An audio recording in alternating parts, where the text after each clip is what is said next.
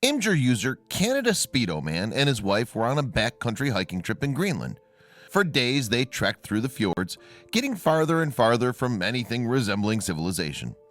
Then they came upon piles of old barrels and the twisted frames of long-collapsed buildings. East Greenland is a remote and lonely part of the world, its landscape of one of mountains and lakes, and for much of the year it's locked in pack ice.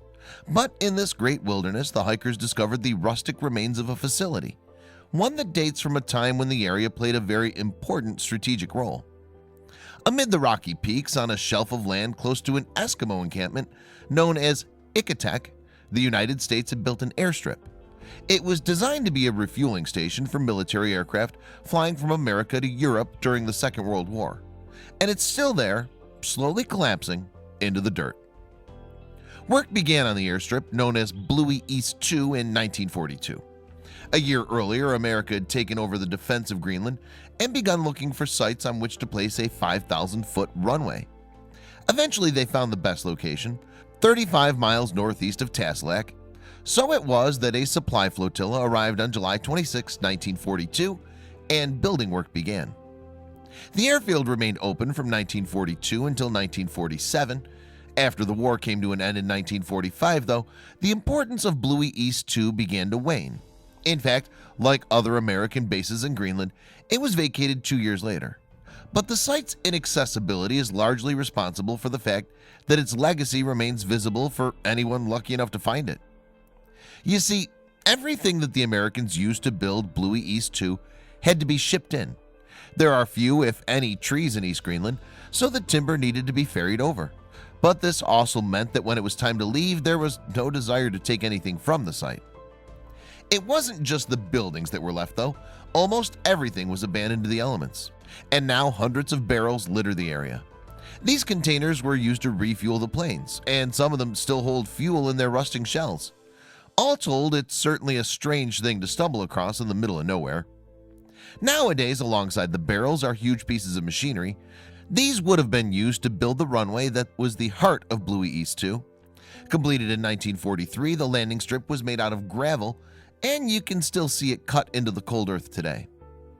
Most of the useful things that were left behind at Bluey East 2, though, have been removed over the past 70 years by the native Inuit people. However, anything that couldn't be taken away by foot or in small fishing boats remains where it was left.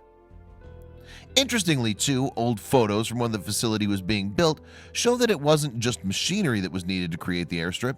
Huge crates of explosives were also used. East Greenland isn't, after all, the sort of place that makes building or maintaining large complexes easy. In its day, every season when it was possible, the base was resupplied by the American Coast Guard. And when the area was in the grip of winter and the snow couldn't be cleared from the runway, provisions were dropped from the air. Then, once the Americans had left, the Danish government had no interest in Bluey East 2.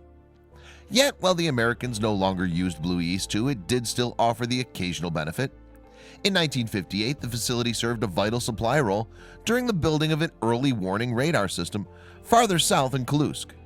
However, once the war had finished, the site never regained its former importance.